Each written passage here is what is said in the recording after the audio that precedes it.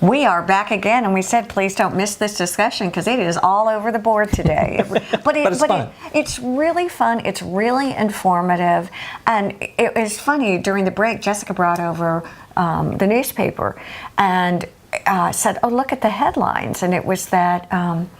Seniors and suicide, and it sparked this sort of intense conversation from all of us, from your point of view, your point of view, your point of view, and my point of view. What do you all think about all of that? Why? What do we do? Well, I can tell you I've had numerous experiences with suicides, not just from servicing them, but friends that have committed suicide.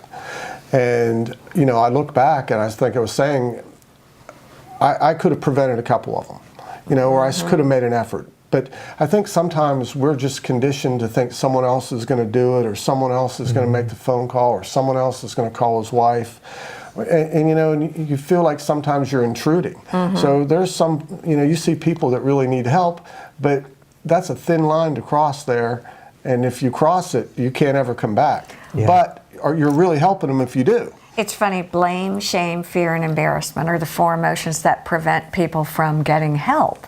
And I think, you know, that is something that if we can... Say those again. Blame, shame, fear, and embarrassment prevent people from getting help. And I don't care if it's in anything, home health. Sure, right? exactly. I'm afraid, that's what I'm thinking when you said it. I'm kind of embarrassed. You know, I'm ashamed I can't do it on my own or as a caretaker. Sure. All of those things. So I think those are emotions for that. But it's fascinating because you and I were talking about the depression piece or isolation piece from a pharmaceutical point of view. What do you see? Because you probably have really more insight into this than a lot of people.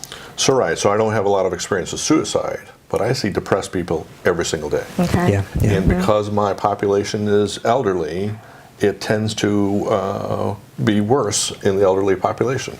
Their loved ones either have gone on or died, or worse, have Alzheimer's, and they have no idea who they are, and the relationship is broken. Their children are scattered all around the country. Right. Their friends are sick or have died. And are continuing to die. It's a lot of loneliness. You know, right.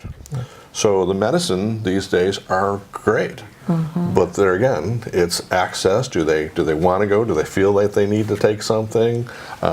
There's not a lot of mental health resources here on the island that are affordable, that people can get to. It's a terrible problem. Do physicians who treat the elderly prescribe antidepressants? Are there certain medicines that are more effective?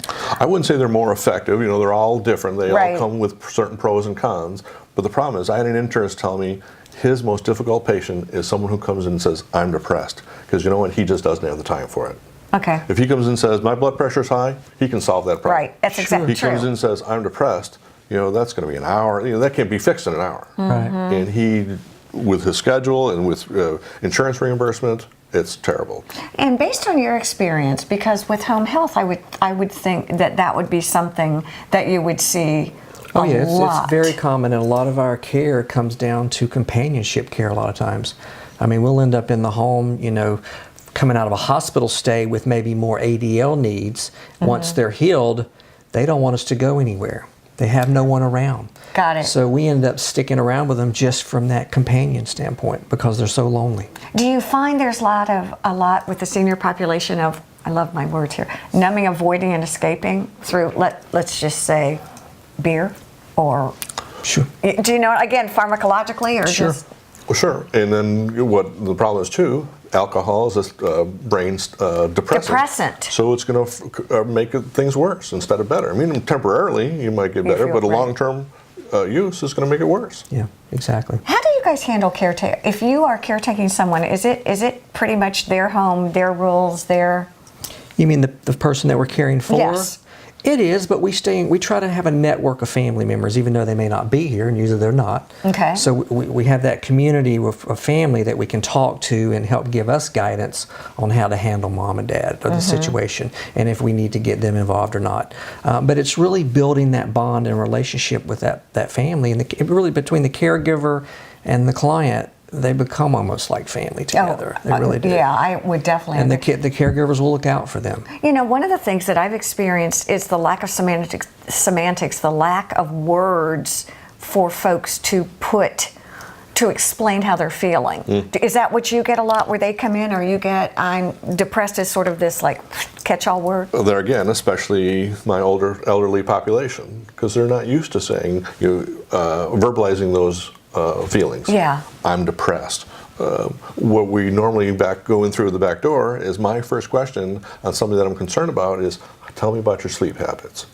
I can't go to sleep, and I wake up and I'm sleeping 2-3 hours a night. Insomnia is the #1 indicator of depression. Very interesting, isn't it? And sleep as we get older is a little disruptive anyway, probably because we have to get up and, perhaps go tinkle every 2 hours, or as we age. That is true.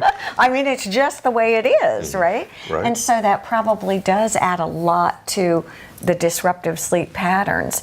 But insomnia is kind of an interesting phenomenon. Is it getting worse? Are you seeing it in kids, in adolescents, in elderly also? I'm seeing it in especially depressed children or ADD kids that are on stimulants to help them function, to help them get through the day. Well, it's stimulating the brain. But I tell you more so, it's the electronics, the iPads and the phones.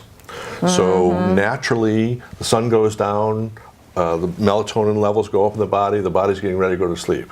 Oh, blue light. There's less blue light, that's exactly right. You put that tablet on, it's artificial blue light. Body's not producing melatonin. It's like, we're this middle of the day, morning. It's not. It's time to go to bed. Put the electronics down and go to bed. All right, we're going to take a break. We'll be right back. Stay with us.